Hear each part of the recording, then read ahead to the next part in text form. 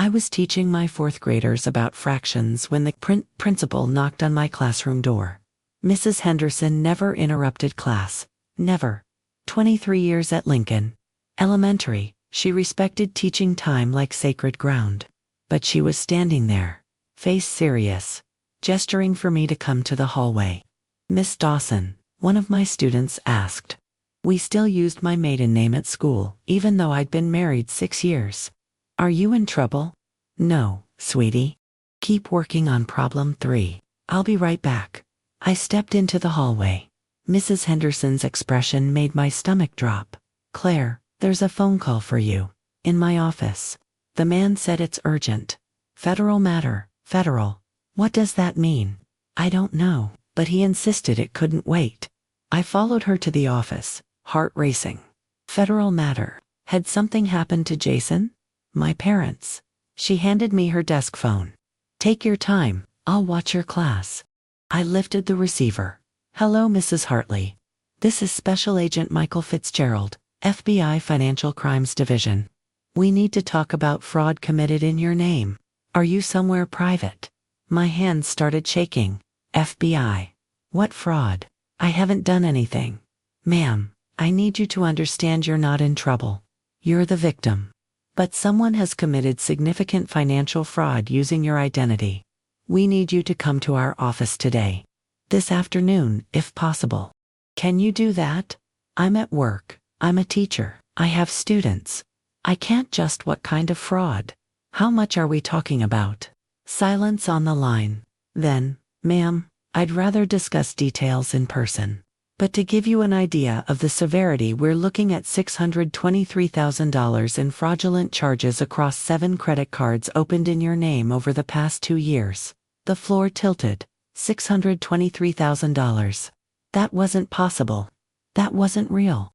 That was more money than I'd earn in a decade. That's impossible. I don't have 7 credit cards. I have one. One Visa with a $3,000 limit that I pay off every month. There must be a mistake." "There's no mistake. Someone opened these accounts using your social security number, birth date, and personal information. And that person has been using them extensively. Luxury purchases, cash advances, online gambling. We need to talk. Today I'll be there at 4. After school ends, Boston field office. Ask for me at the front desk. And Mrs. Hartley. Don't discuss this with anyone yet. Not until we meet." He hung up. I stood in Mrs. Henderson's office, holding a dead phone, trying to process what I'd just heard. $623,000. Fraud, my name, my identity. Who would do that? Who could do that? Before I tell you what happened in that FBI office, I need you to understand something. I'm an elementary school teacher. I make $52,000 a year. I drive a 2015 Honda Civic with 140,000 miles. I shop at Target. I pack my lunch. I clip coupons. The idea of having $623,000 in debt was impossible, laughable, beyond comprehension. Except it wasn't impossible. It was real. And the person who destroyed my financial life was the last person I ever suspected. If this story sounds familiar, if you've ever trusted family only to be betrayed, please subscribe, because what I learned that day changed everything. Let me back up. Explain who I am. How I got to that moment in my principal's office, learning my life had been stolen. My name is Claire Dawson. Legally, anyway. Socially, I'm Claire Hartley. Married to Jason Hartley for 6 years. We met through mutual friends. He was an architect. I was a teacher. He was funny, kind, ambitious. We dated 2 years, got married in a small ceremony in Vermont. It was perfect, except for one thing. His mother, Diane Hartley, hated me from day one. Not openly. She was too polished for that. Too aware of appearances. But the disdain was clear. The constant subtle criticisms. The comparisons to Jason's ex-girlfriend who'd been a lawyer, a teacher. How ... sweet. I suppose someone has to teach the children. That dress is nice, for a casual occasion. You know, Jason's colleagues' wives wear designer brands to firm events. $52,000 a year. I suppose that's ... sufficient.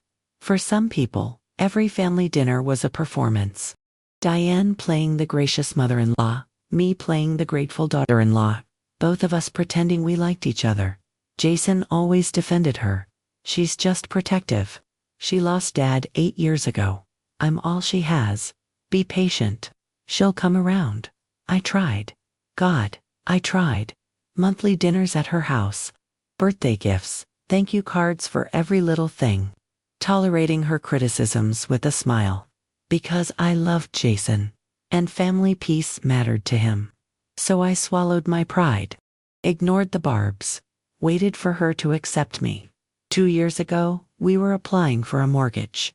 First house. Jason's salary as an architect plus my teaching income gave us decent buying power. Diane offered to help. She was a realtor. High-end properties in the Boston suburbs. She understood paperwork, contracts, financial documents. Let me look at your application before you submit, she said. I can spot issues. Save you time. I gave her everything. Tax returns, pay stubs, bank statements, my social security number, birth date, mother's maiden name, all the information the mortgage company needed. She reviewed it, made suggestions. We got approved, bought our house in Watertown. I thought she'd been helpful, kind even. I never suspected she'd kept copies of everything. That she'd stored my personal information. That she'd use it to destroy my life. Over the last year, Diane had become more stressed, more tense. She'd started asking Jason for money, small loans. Business has been slow, property taxes are high. Can you lend me $5,000 until I close a deal? Jason gave it to her. Then she asked for more. $10,000, $15,000. Always with a story. Always promising to pay it back. I was uncomfortable. We had our own bills, our own mortgage. But Jason insisted. She's family. She needs help. When Dad died, he left her comfortable. This is just temporary cash flow. I didn't argue, didn't push, because fighting about his mother never went well. But now, standing in Mrs. Henderson's office, those loans suddenly made sense. Diane didn't have cash flow problems. She had a gambling problem. And she'd been funding it with my identity. I got through the rest of the school day on autopilot. Taught fractions. Supervised recess. Graded spelling tests. My brain was screaming but my mouth kept smiling. At 4 p.m., I drove to the FBI field office in Chelsea. Downtown Boston. Federal building. Security checkpoints. Everything was intimidating and official and terrifying. Agent Fitzgerald met me in a conference room, 50s, professional. Sympathetic expression. Mrs. Hartley, thank you for coming. I know this is overwhelming. Let me walk you through what we've discovered. He opened a folder, thick, full of documents, spreadsheets, receipts, my name on every page, 7 credit cards, opened between March 2023 and October 2024, all using your personal information, social security number, birth date, address, mother's maiden name. He showed me the applications, my information, my signature, except I hadn't signed them. The handwriting was similar, but not mine. Close enough to fool a credit company, not close enough to fool me. The total debt across all accounts is $623,147. Luxury goods, cash advances, online gambling sites, high-end jewelry, designer clothing, hotels, restaurants. He showed me receipts, Neiman Marcus, Tiffany & Co., Saks Fifth Avenue, online poker sites. I'd never been to any of these places, never shopped there, never gambled online. Did you open these accounts? He asked. No, never. I don't even know how to apply for that many credit cards. Someone used your information. Someone who had detailed access to your personal data. Who has that level of access? I thought about it. My husband. That's it. I keep my documents at home. In our file cabinet, only Jason and I have keys. Anyone else? Parents, siblings, in-laws. My stomach dropped. 2 years ago, my mother-in-law helped us with a mortgage application. I gave her copies of everything. Tax returns. Bank statements. My social security card. I thought she was helping. She's a realtor. She knows paperwork. Agent Fitzgerald's expression shifted. What's her name? Diane Hartley. She lives in Brookline. He pulled out another document, highlighted addresses. Shipping addresses for the purchases. Most went to a P.O. box, but several went to a residential address in Brookline. Diane's address. These purchases, he said carefully. Many were made in the Boston area. Some at stores near Watertown. Near your home, someone knew your shopping patterns, your routines, where you lived, where you worked. He showed me more receipts. Online gambling transactions. Traced to an IP address in Brookline, Diane's house. We've been investigating Mrs. Diane Hartley for 6 months. She's made some interesting financial moves.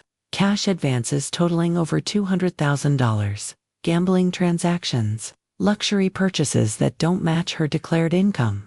When we started tracing the credit cards, they led to you. But the purchases led to her.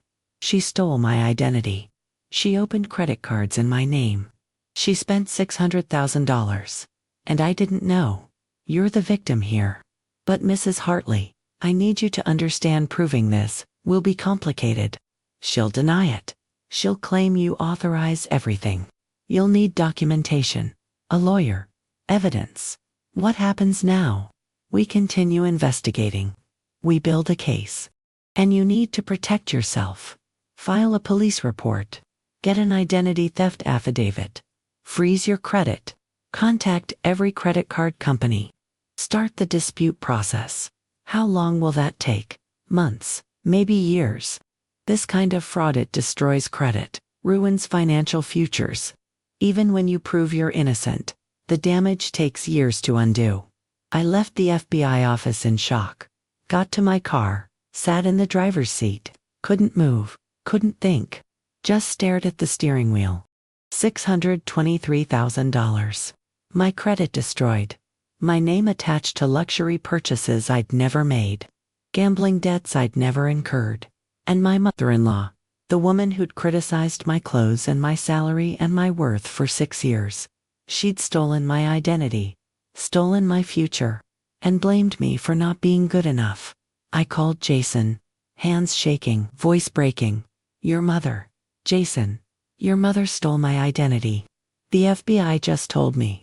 $623,000 in debt.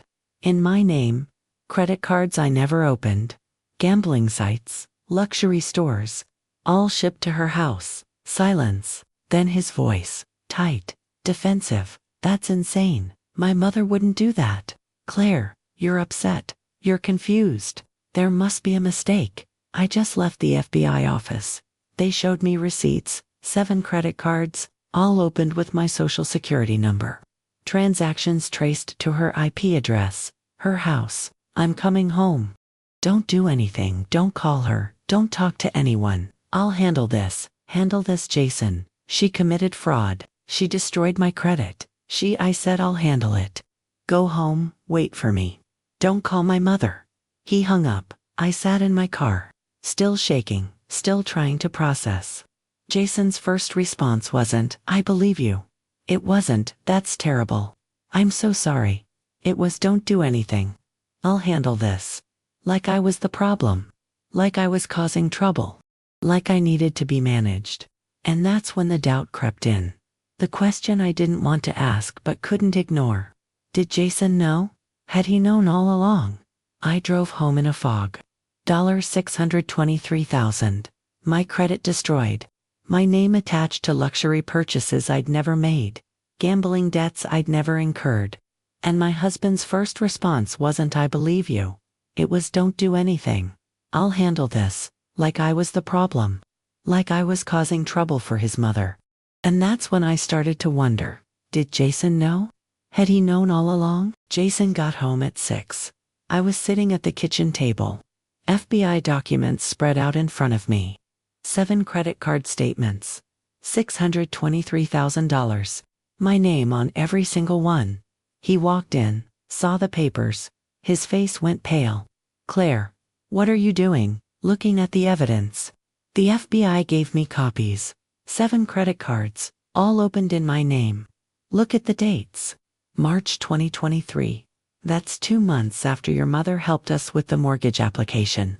2 months after I gave her all my personal information. He sat down, picked up one of the statements, scanned it, put it down like it burned him. This doesn't prove anything. Someone could have stolen your information from anywhere. A data breach.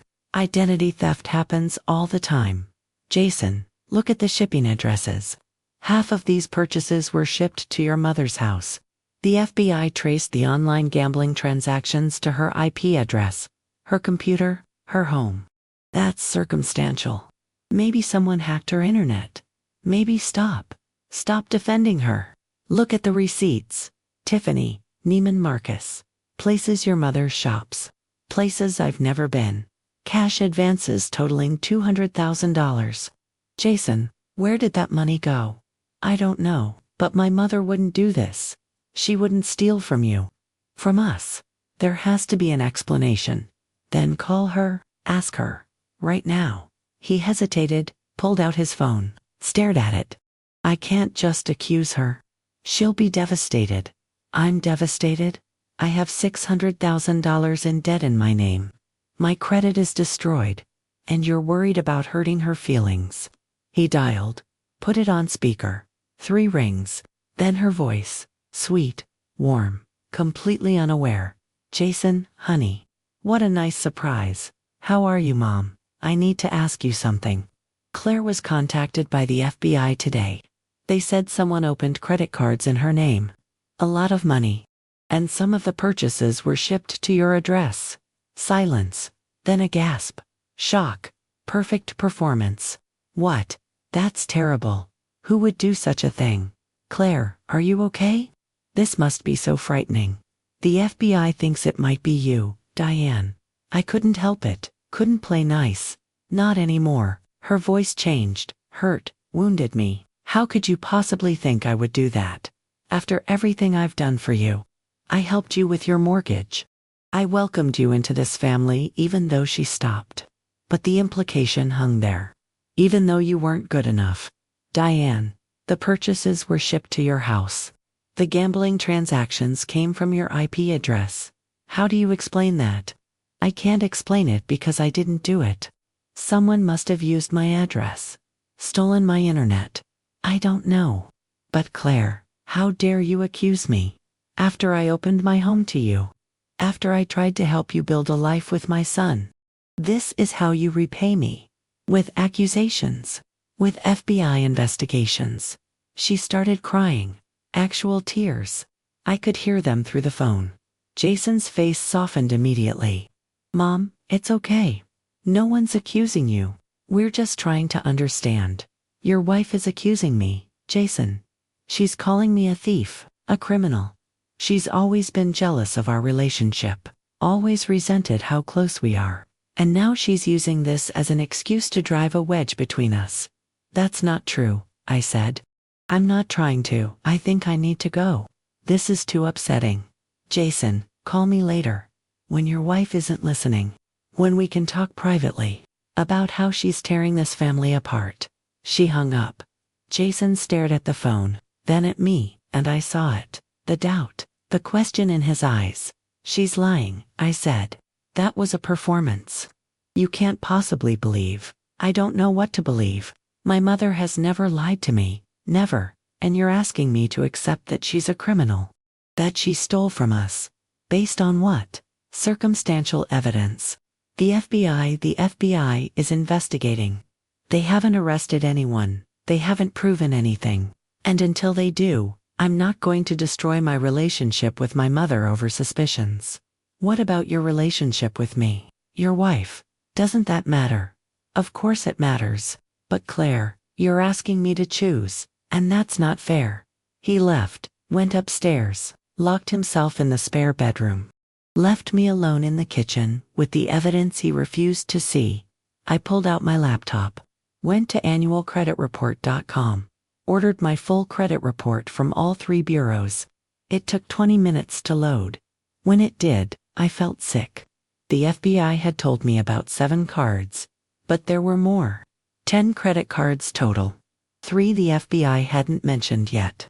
Probably still building their case. And the damage was worse than I thought. My credit score, once a pristine 780, was now 492. Destroyed. Dozens of late payments. Maxed out cards. Collections notices. I'd been applying for a promotion at school. Department head position. Better salary. They'd mentioned running a background check, including credit. If they saw this, I'd never get promoted. Might even lose my current job. Financial irresponsibility was grounds for termination in some districts, especially for positions handling school funds. My phone rang. Lauren? My best friend, also a teacher. We'd been friends since college. Claire, what's wrong? You left 3 missed calls. Are you okay? I told her everything. The FBI, the debt, Diane, Jason's denial, the credit report, all of it. Jesus Christ. Claire, you need to confront her. In person. Record it. Get her to admit something, anything. Jason will kill me if I go to her house. Jason chose his mother over you tonight. He doesn't get a vote. Go tomorrow, before she has time to cover her tracks more than she already has. She was right. I needed answers. Needed to see Diane's face when I confronted her directly. Needed to make her admit what she'd done. The next day, I called in sick, drove to Diane's house in Brookline. Big colonial, perfectly maintained. Expensive cars in the driveway. All paid for with stolen money. My stolen identity. I rang the doorbell. She answered. Face perfectly made up. Outfit expensive. Playing the wealthy widow. When she saw me, her expression shifted. Guarded, cold. Claire, what are you doing here? We need to talk. About the credit cards. About the money. About what you did to me. I didn't do anything to you. And I don't appreciate being ambushed at my home. Let me in, or I'll have this conversation on your front porch where all your neighbors can hear. She stepped aside. Let me in. Led me to her living room. Expensive furniture. Original art on the walls. Crystal everywhere. Say what you came to say. You stole my identity. You opened credit cards in my name. You spent $600,000. And you're pretending you didn't. I did no such thing, and I resent the accusation. You're trying to destroy my relationship with my son. You've always been jealous of how close we are. I have receipts, shipping records, your address, your IP address. The FBI has everything. Then let them prove it, because I didn't do it. And if you keep slandering me, I'll sue you for defamation. I have lawyers. Claire, very good lawyers.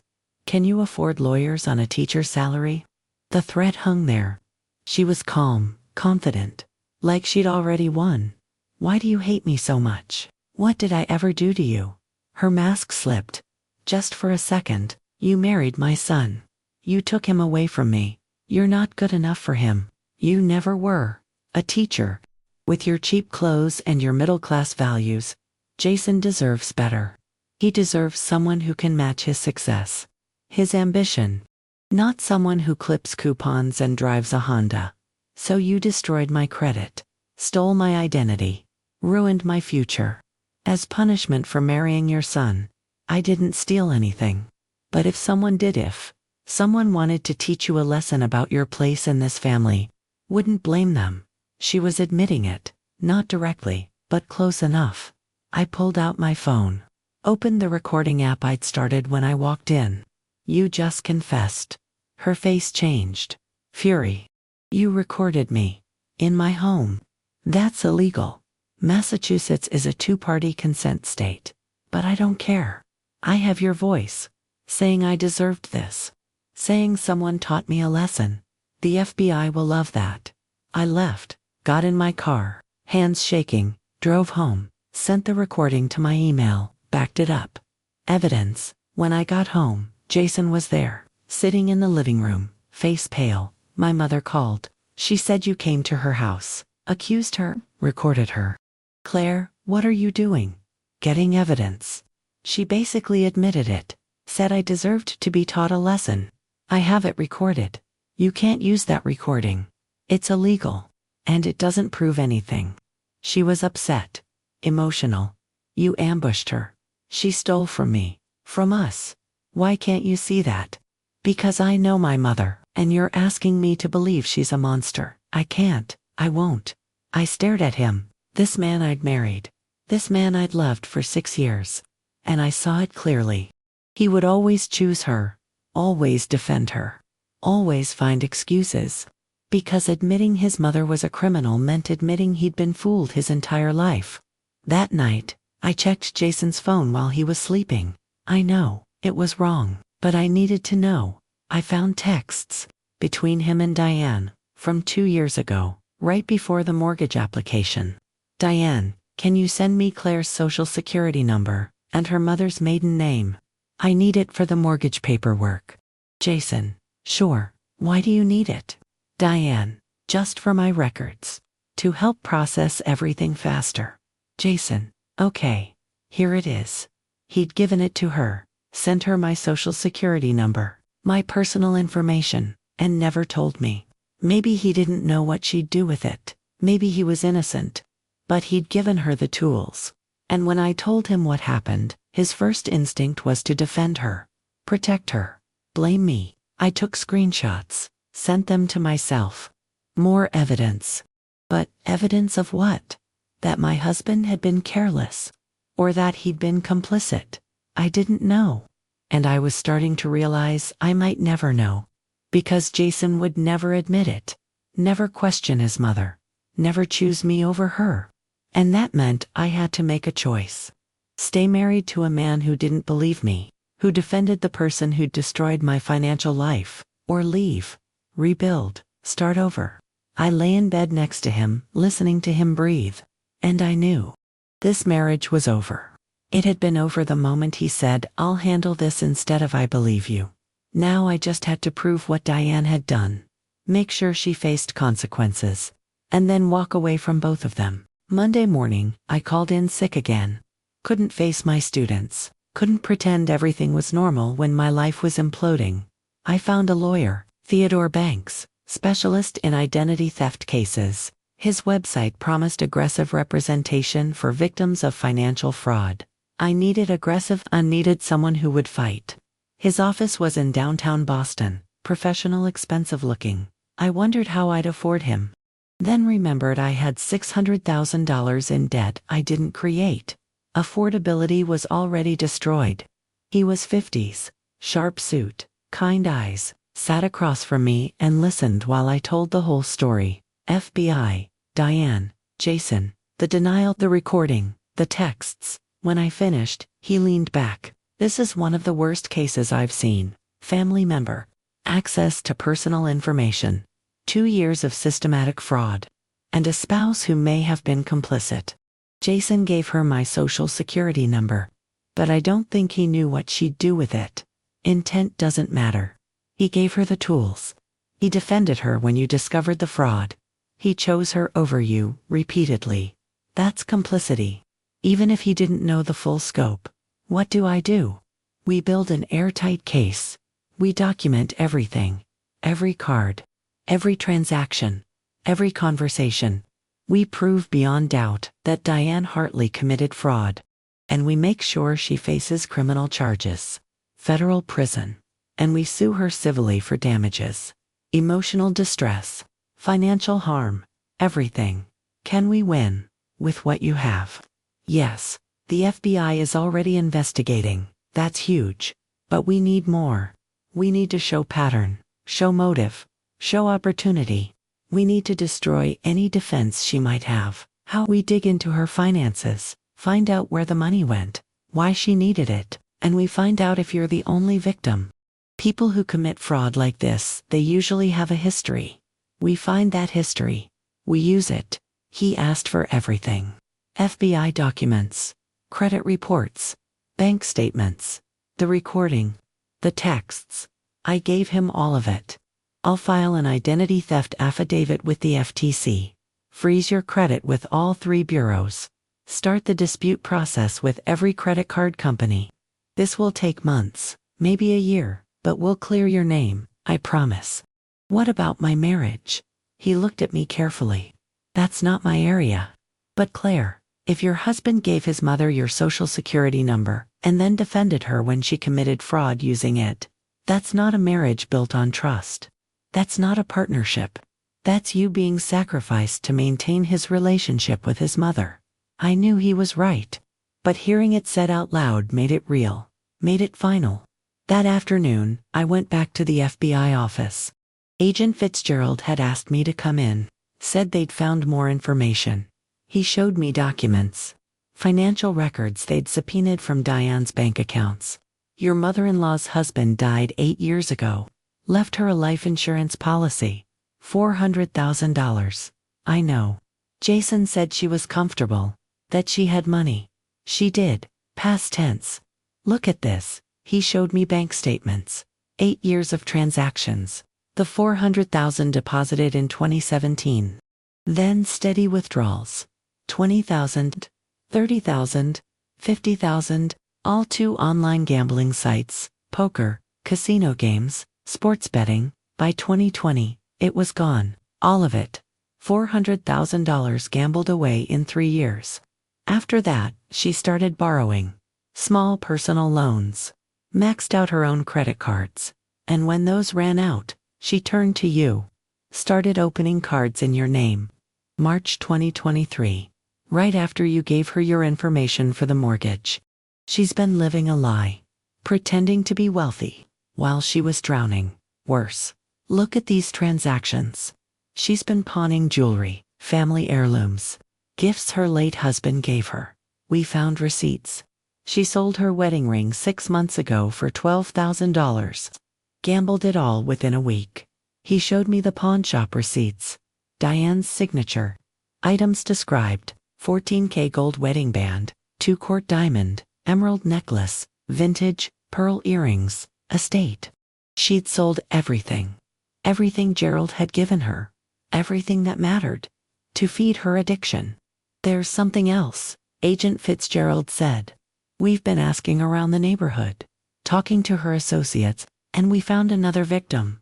A neighbor. Margaret Foster. 3 years ago, she hired Diane to help sell her house. Gave Diane access to financial documents. 2 months later, Margaret discovered someone had opened a credit card in her name. $15,000 charged. She confronted Diane. Diane paid her back immediately. Made her sign an NDA. Settled quietly. So she's done this before. At least once that we can prove. Maybe more. We're also hearing rumors about Gerald's sister, Patricia Hartley. She's been estranged from the family for 5 years. Nobody would tell us why. We're trying to track her down. See if she has a similar story. How many people has Diane hurt? We don't know yet. But we're finding out. I left the FBI office with copies of everything. The bank statements, the pawn receipts, the information about Margaret Foster. Evidence, mountains of evidence. That evening, I went through Jason's phone again. This time digging deeper, looking for older texts. Financial conversations. I found them. 2 years of messages. Jason and Diane. Discussing money. Diane, Jason, I need help. Just $5,000. I'll pay you back next month. Jason, Mom, this is the 3rd time this year. What's going on? Diane. Business is slow. I'm between commissions. Please, I'll pay you back. I promise. 2 months later, Diane, can you send $10,000? I have some unexpected expenses. Jason, Mom, you never paid back the 5 from before. Diane, I know, I'm sorry, things have been tight, but I will, I promise, please, I need this again and again. Over 2 years, $53,000. Documented in Venmo and Zelle transactions. Jason giving his mother money. Her promising to pay back. Never doing it. And he never questioned it. Never asked what the money was for. Never demanded proof she'd pay it back. Just gave and gave and gave. Because she was his mother. And you don't question your mother. You don't ask uncomfortable questions. You just help. No matter what. I took screenshots. Added them to the evidence folder. Then I called Theodore. I need you to be present for a conversation with my husband. I'm going to confront him with everything. I need a witness. Someone who can document what he says. When tonight, can you come to my house? I'll be there at 7. Jason got home at 6:30. I'd told him we needed to talk. Serious talk. He looked nervous, defensive, ready for another fight. Then Theodore walked in, suit, briefcase, professional. Jason's face went white. Who is this? My lawyer, Theodore Banks. He specializes in identity theft. He's here to witness this conversation and to advise me of my rights. Your rights. Claire, what are you doing? Sit down. We need to talk about what you knew, what you did, and what happens now. I laid out everything. The FBI documents, the bank statements showing Diane gambled away $400,000, the pawn receipts, the neighbor who'd been victimized, the texts showing Jason had given Diane $53,000 over 2 years. You knew something was wrong. You had to know. Your mother asking for money constantly, never paying it back, never explaining where it went. You knew. And you kept giving her money anyway. I thought she had cash flow problems. I thought business was slow. I didn't know she was gambling. Did you ask? Did you ever once demand to know why she needed money? Or did you just give it to her because questioning her was too uncomfortable? Silence. He couldn't answer, because he knew the truth. He'd chosen ignorance, chosen not to ask, because asking meant confronting something he didn't want to see. And when she asked for my social security number, did you wonder why? Did you question it? She said it was for the mortgage paperwork. Did you verify that? Did you ask me if I'd authorized it? Or did you just give her my information because she asked? More silence. Jason, you gave your mother the tools to destroy my financial life. And when I told you what she'd done, you defended her. You called me a liar. You said I was tearing the family apart. You chose her over me. Over and over. For 2 years, I didn't know. I swear I didn't know she'd do this. But you suspected something was wrong. You knew she was asking for too much money too often. You knew she was lying about paying you back. And you gave her my information anyway. That's not ignorance, Jason. That's complicity. Theodore spoke, voice professional, detached. Mr. Hartley, your wife has grounds for divorce based on financial infidelity. You gave a third party access to her personal information without her knowledge or consent. That third party then committed fraud, and you defended that third party over your wife. In Massachusetts, that's grounds for fault divorce, which means spousal support, division of assets, and potentially damages. Jason's face crumbled. Claire, please, I made a mistake. I should have asked questions. I should have protected you. But I didn't know. I didn't think she'd. That's the problem, Jason. You didn't think, you didn't ask. You didn't protect me. You protected her, your mother. The woman who stole $600,000 in my name.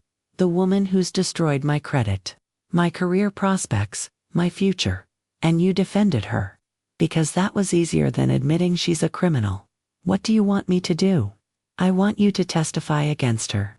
When the FBI brings charges, when we go to trial, I want you to tell the truth. About the money you gave her. About the information you shared. About everything. She's my mother. And I'm your wife. Or I was. Choose. He looked at me. Then at Theodore. Then at the evidence spread across the table. And I saw the moment he made his decision. I can't testify against my mother. Then we're done. I'll be staying with Lauren until I find my own apartment. My lawyer will be in touch about divorce proceedings. You can keep the house. I don't want anything that's connected to your family. I just want my name cleared. And I want your mother in prison.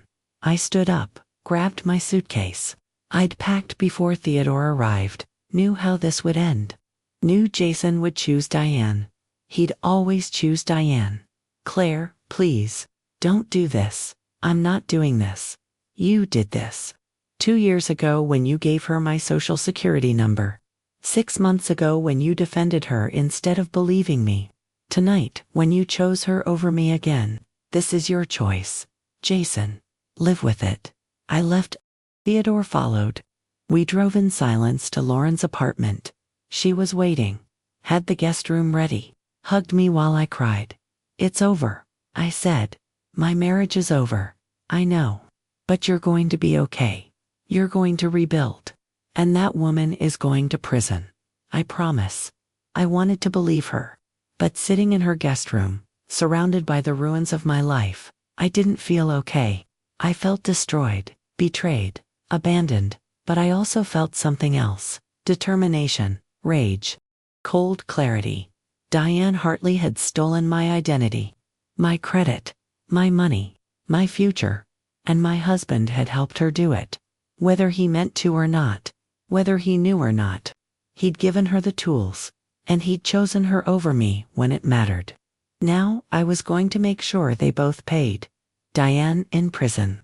Jason with divorce papers and the truth about his mother. Both of them would lose, and I'd make sure of it. Agent Fitzgerald called me 3 days later. We're executing a warrant today. Diane Hartley's residence, 4 p.m. I thought you might want to be there. To watch her get arrested. To see justice happen. You're the primary victim. You have a right to witness this. I met him outside Diane's house in Brookline at 3:45. Unmarked FBI vehicles lined the street. Neighbors were starting to notice. Curtains moving. People watching. Good. Let them see. Let everyone know what Diane Hartley really was. At 4 p.m. exactly, Agent Fitzgerald knocked on the door. Diane answered. Still perfectly dressed. Hair done, makeup flawless, playing the part of the successful widow. Until she saw the FBI badges. Diane Hartley. We have a warrant to search this residence. Step aside, please. A warrant? For what? I haven't done anything. We'll discuss that downtown. Right now, we need access to your house. She let them in. Had no choice. Agents spread through her home. Laptops, documents, financial records, everything. I stayed in the entryway with Agent Fitzgerald, watching, waiting. Diane saw me. Her expression shifted, calm to fury in an instant. You did this. You called them. You're trying to destroy me. I didn't have to try. Diane, you destroyed yourself. I just documented it. Agent Fitzgerald gestured to another agent. Take Ms. Dawson to the living room. Let her sit while we process the scene. I sat on Diane's expensive couch, probably paid for with my stolen credit. Watched agents bag evidence, her laptop, files from her home office, bank statements, credit card receipts. One agent came out holding a folder. Agent Fitzgerald, you need to see this. They huddled, spoke quietly. Then Fitzgerald came to me. We found forged documents, practice sheets with your signature, multiple versions, getting more accurate each time, and emails. She was communicating with someone about selling fraudulent credit accounts. Identity broker. We're tracking them down now. She was selling my identity. To other people, possibly. We're still investigating. But Claire, this is bigger than we thought. Your case might be connected to a larger identity theft ring. My stomach turned. Not only had Diane stolen my identity, she might have sold it to strangers, people I'd never know. Using my name, my social security number, my life. 30 minutes later, they were ready. Agent Fitzgerald approached Diane. Diane Hartley, you're under arrest for identity theft, wire fraud, mail fraud, and conspiracy to commit fraud. You have the right to remain silent. He read her rights. She stood there, calm, composed, like this was a minor inconvenience, an error that would be corrected. Then she saw me watching. And the mask fell. This is your fault, all of it. You took my son. You poisoned him against me. You were never good enough for him. Never a teacher. With your pathetic salary and your cheap clothes and your middle-class values, you don't deserve him. You never did. Ma'am, you need to calm down. I spent that money maintaining the life Jason expected me to have. He thinks I'm successful, wealthy. I had to pretend. I had to keep up appearances, because if he knew the truth, if he knew I'd lost everything, gambling, he'd be ashamed of me. So I used her identity, her credit. Because she owes me. She took my son. She deserves to pay for that. Agent Fitzgerald was recording. Every word. Every confession. Diane was burying herself and didn't even realize it. You're nothing, she spat at me. Teacher trash. You'll always be nothing. And Jason will realize that eventually. When you're divorced and alone and ruined, he'll come back to me. Because I'm his mother. Blood matters. You're just a mistake, he'll correct, ma'am. You're making this worse. The front door opened. Jason walked in. He'd called me 20 times. I hadn't answered. He'd figured out where I was, came to stop it. Save his mother, but he was too late. He saw the FBI agents, the evidence bags, his mother in handcuffs, and me sitting on the couch, watching it all happen. Mom, what's going on? Diane's face changed, shifted from rage to desperation. Jason, thank God, tell them this is a mistake. Claire did this. She made up these accusations. She's trying to destroy me because she's jealous of our relationship. Tell them. Jason looked at Agent Fitzgerald. What is she arrested for? Identity theft, wire fraud. Fraud committed against your wife. $623,000. We have evidence. Substantial evidence, including confessions she just made on camera. Jason's face went white. Confessions. She admitted to using your wife's identity to maintain a lifestyle. To fund gambling debts. She admitted to believing she deserved to do it. That your wife owed her. It's all recorded. Mom, tell me this isn't true. Tell me you didn't. I did it for you. Diane's voice cracked, desperate. I did it so you wouldn't be ashamed of me, so you'd still think I was successful, wealthy, worthy of being your mother. I lost everything after your father died. The life insurance, all of it, gambling. I couldn't stop, and I couldn't tell you. So I used her, because she's nothing. She doesn't matter. Only you matter. Jason staggered backward, like he'd been hit. You stole from my wife. You destroyed her credit. You committed fraud, and you're saying you did it for me. To protect you. To maintain the illusion, so you wouldn't know I'd failed. So you wouldn't be ashamed. I'm ashamed now. I'm ashamed you'd do this. Ashamed I defended you. Ashamed I didn't see it. Jason, please, no, stop. I don't want to hear it. You lied to me. For years. You asked me for money. Over $50,000. And I gave it to you. Because you were my mother. Because I trusted you. And you were using it to gamble. To steal. To destroy my wife's life. Diane lunged toward him. The agents held her back. Your wife did this. She turned you against me. She's always been jealous. She's always wanted to separate us. No, Mom, you did this. You separated us. You chose gambling over integrity. You chose lies over honesty. You chose to destroy an innocent person rather than admit you had a problem. This is on you, not Claire, you. They led Diane out, still screaming, still blaming, still refusing to accept responsibility. Jason, don't let them do this. I'm your mother. You're all I have, please. The door closed. Silence. Jason stood in the entryway, staring at nothing, processing, breaking. I stood up, walked toward him. He looked at me, eyes red, face devastated. I'm sorry. I'm so sorry. I should have believed you. I should have protected you. I chose her. Over and over. And I was wrong. Yes, you were. Can you forgive me? I looked at him. This man I'd loved. This man who'd given his mother my social security number. Who'd defended her when she stole from me. Who'd called me a liar. Who'd chosen her every single time. No, I can't. Claire, please. I didn't know. I didn't understand you gave her my information. Jason, without asking me. Without verifying. You just handed her the tools to destroy my life. Because she asked. Because questioning her was too uncomfortable. And when I told you what she'd done, you defended her. You made me feel crazy. You told me I was tearing the family apart. You chose her over me. For 2 years, that's not a mistake. That's a choice. Your choice. I was manipulated, my whole life. She made me believe I was manipulated too. By you, into thinking our marriage was a partnership. Into thinking you'd protect me. Into thinking I mattered as much as she did. But I didn't. I never did. And now I'm done. I'm filing for divorce. Theodore has the papers ready. You'll be served next week. We can work through this. Counseling, therapy. I'll do whatever it takes. It's too late. You had a chance to choose me. In my kitchen, when I showed you the FBI documents, when I begged you to believe me, you chose her. That was your moment. And you failed. Agent Fitzgerald approached. Mrs.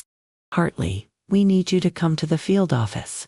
Give an official statement. We'll need several hours. Can you do that today? Yes.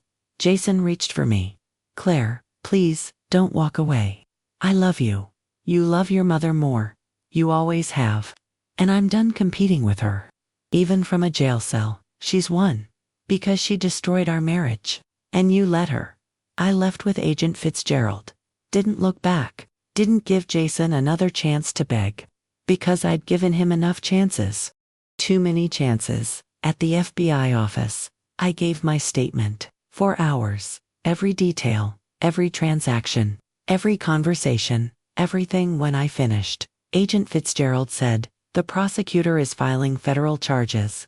Identity theft, wire fraud, mail fraud, conspiracy. Diane Hartley is looking at 7 to 10 years in federal prison. With her confession today, she doesn't have a defense. Her own words convicted her.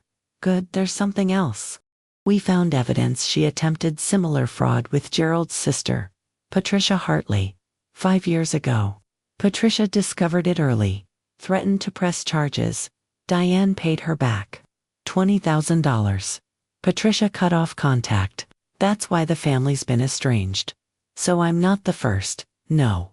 And based on the emails we found, you might not be the last. She was communicating with an identity broker. We're investigating whether she sold partial identity information, social security numbers, birth dates, to a fraud ring. How many people could be affected? We don't know yet. Possibly dozens. You breaking this case open, it might save a lot of people from what you went through. I should have felt proud, vindicated, but I just felt tired, exhausted, hollowed out. Theodore met me after. The arrest went well. Her confession on camera is a gift. We'll use it in the civil suit. Sue for damages. Emotional distress, credit repair costs, lost opportunities. Everything. She won't have money to pay, but we'll get a judgment. Put a lien on any assets she has left. What about Jason, the divorce? I've drafted papers, fault-based, financial infidelity. He gave third-party access to your personal information, resulted in fraud. In Massachusetts, that gives you leverage. You'll get a favorable settlement. I don't want his money. I just want out. You're entitled to compensation. He was complicit, even if unintentionally. The law recognizes that. Let me fight for you, please. I nodded, too tired to argue, too broken to care about money. I went back to Lauren's apartment. She had wine ready, tissues, comfort food. It's done, I said. She's arrested, confessed on camera, going to prison. Jason finally saw who she really is. And our marriage is over. How do you feel? Empty. Like I won, but lost everything anyway. You didn't lose everything. You lost a cheating mother-in-law and a husband who didn't protect you. That's not losing. That's clearing out trash. I laughed. Bitter, hollow, expensive trash. It'll get better. The credit will clear. The divorce will finalize. You'll rebuild. And someday, you'll find someone who actually puts you first. Who doesn't have a psycho mother. Who deserves you. Maybe. Right now, I just want to sleep for a week. Then sleep. I'll handle everything else. You've fought enough. I went to bed at 8 p.m., exhausted, traumatized, but relieved. Diane was arrested, confessed, going to prison. Jason knew the truth. The marriage was ending. The nightmare was almost over. Now I just had to survive the aftermath. The trial, the divorce, the credit repair, the rebuilding. But I would survive, because I'd survived this. And if I could survive my mother-in-law stealing my identity and my husband choosing her over me, I could survive anything. 8 months after Diane's arrest, I sat in a federal courtroom in Boston. Theodore beside me. Agent Fitzgerald in the row behind, watching justice finally happen. Diane stood before the judge. Orange jumpsuit, no makeup, hair pulled back. She'd been in custody since her arrest. Bail denied, flight risk, serial offender. Her public defender had tried to negotiate. Offered a plea deal, lesser charges, reduced sentence. The prosecutor refused. Your client confessed on camera. Admitted to identity theft. Admitted to believing the victim deserved it. We have overwhelming evidence. She goes to trial. She'll get maximum sentence. She pleads guilty. We'll recommend 9 years. That's the only deal. Diane took it. Had no choice. The confession video destroyed any defense. Now we were here. Sentencing, hearing, where I'd finally get to speak. To tell the judge what Diane had done to my life. The judge asked if I wanted to give a victim impact statement. I stood. Hands shaking but voice steady. Your Honor, my name is Claire Dawson. 8 months ago, I learned that my mother-in-law had stolen my identity. Opened 10 credit cards in my name. Accumulated $623,000 in debt. Destroyed my credit score. And did it all while pretending to help me. While sitting at my dinner table. While accepting my kindness. While calling herself family. I looked at Diane.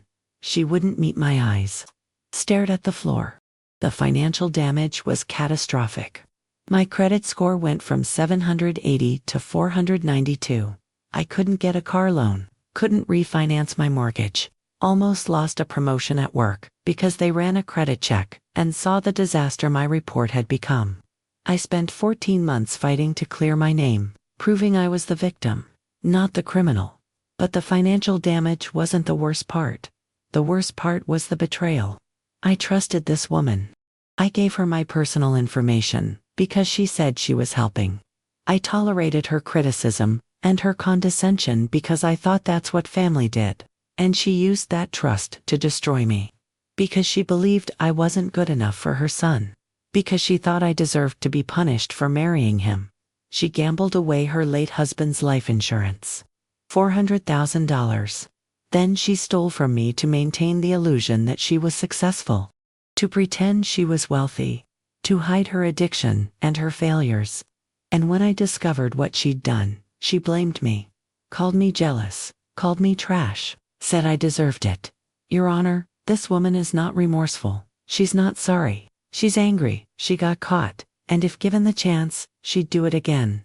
To me, to someone else.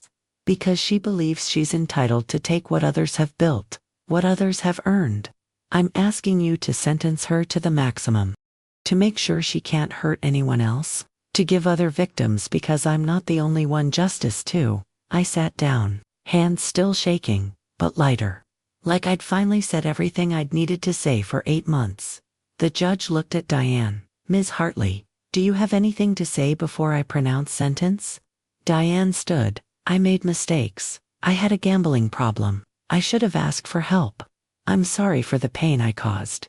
The apology was hollow, rehearsed. She didn't mean it. The judge knew it too. Double quotes, Ms. Hartley. You committed sophisticated fraud over a 2-year period. You targeted your own family member. You showed no remorse until you were caught. Your confession demonstrates you believed you were entitled to commit this crime. That the victim deserved it. That shows a level of malice I rarely see in fraud cases. I'm sentencing you to 9 years in federal prison, followed by 3 years supervised release. You'll pay restitution of $623,147 to the victim.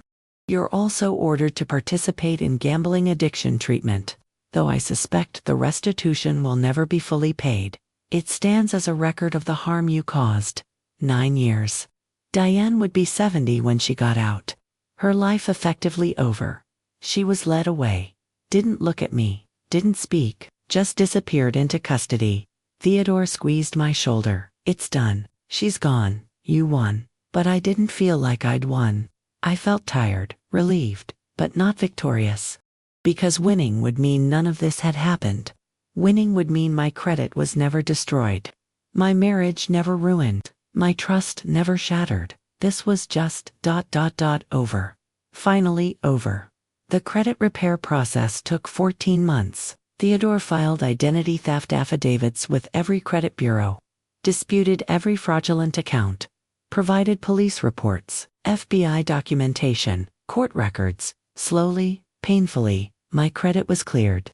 The fraudulent accounts removed. My score rebuilt. Month by month, point by point, by the time Diane was sentenced, my score was back to 720, not perfect, but functional, enough to move forward. The divorce finalized 2 months after the sentencing. Jason signed the papers without contest.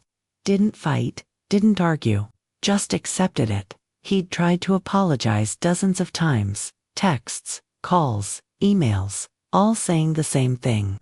"I'm sorry, I was wrong, I should have protected you, can we try again?" I never responded. Blocked his number eventually.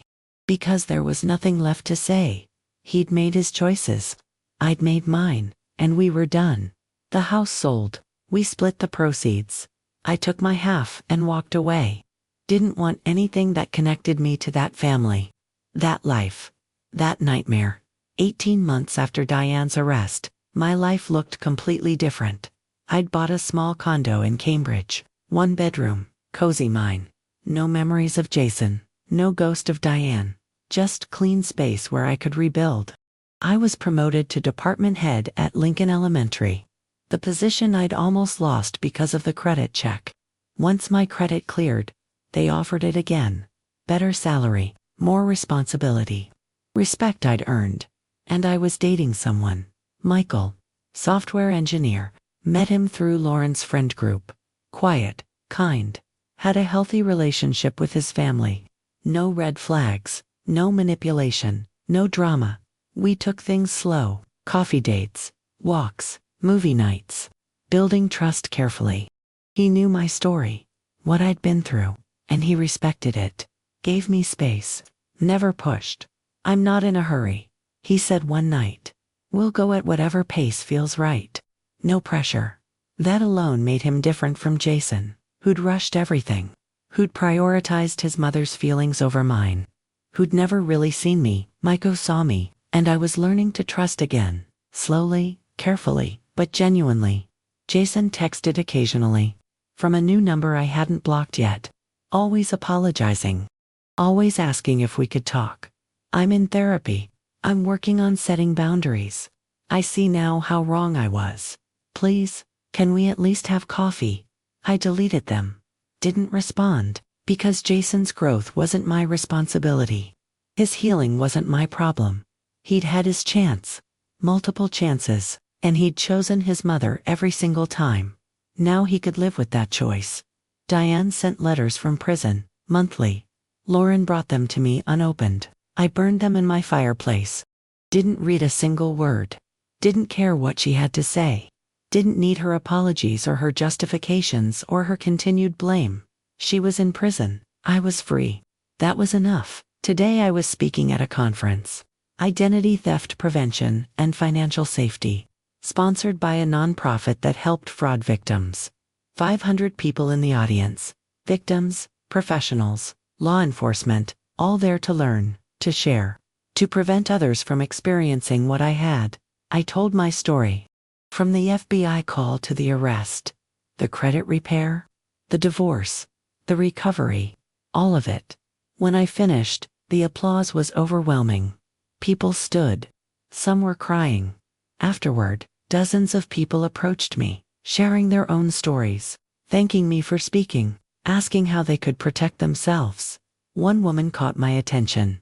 60s, professional familiar face, Ms. Dawson. "I'm Patricia Hartley, Gerald's sister, Diane's former sister-in-law. I've heard about you. The FBI mentioned you were a victim too. 5 years ago. $20,000. She paid me back immediately when I threatened charges.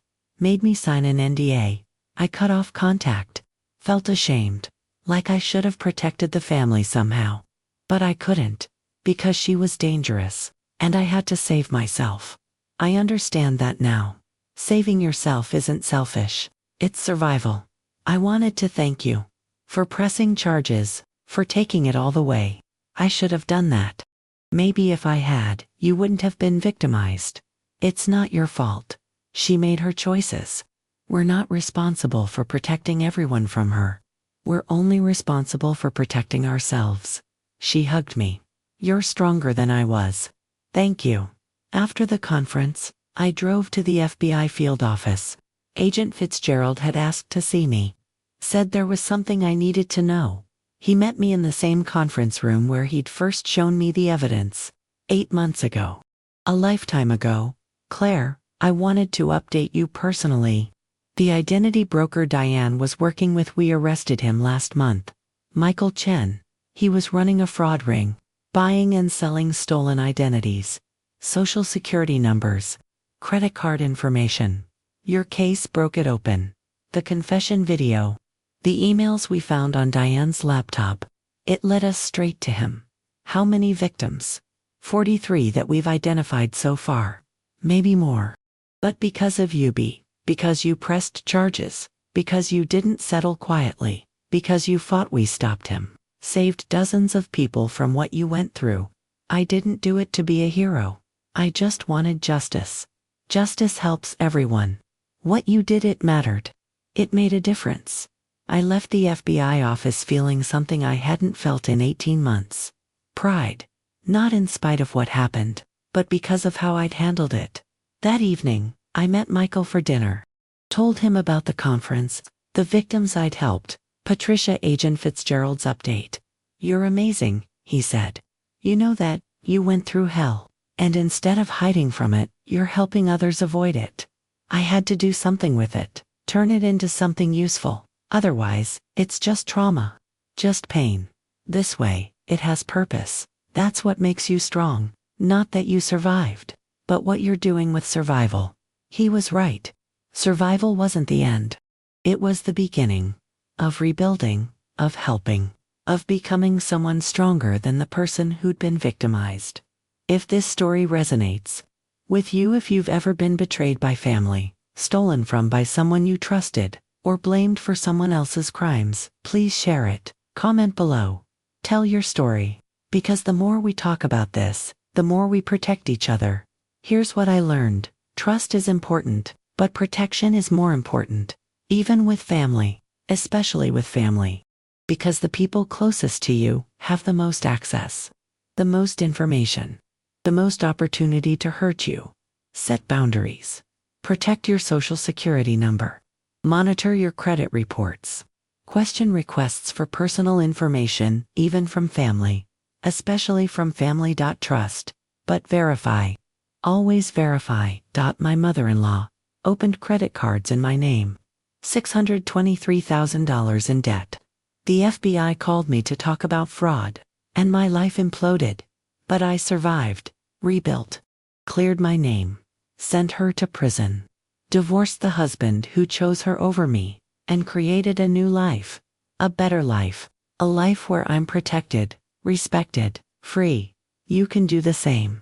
If you're in this situation now, if someone has stolen your identity, destroyed your credit, betrayed your trust, fight. Document everything. Get a lawyer. File police reports. Press charges. Don't settle quietly. Don't let them make you feel like you're causing trouble. You're not causing trouble. You're demanding justice. And you deserve it. You're not alone. You're not weak. You're not the problem. The person who stole from you is the problem. And they need to face consequences. Protect yourself. Set boundaries. Trust carefully, and never let anyone, family or not, make you feel guilty for defending your own life. I learned that lesson the hard way, but I learned it, and now I'm teaching it, so others don't have to suffer like I did. That's justice. Real justice. Not just punishing the guilty, but protecting the innocent, including yourself. Always protect yourself, even from family, especially from family. Because sometimes, the people who should protect you are the ones you most need protection from.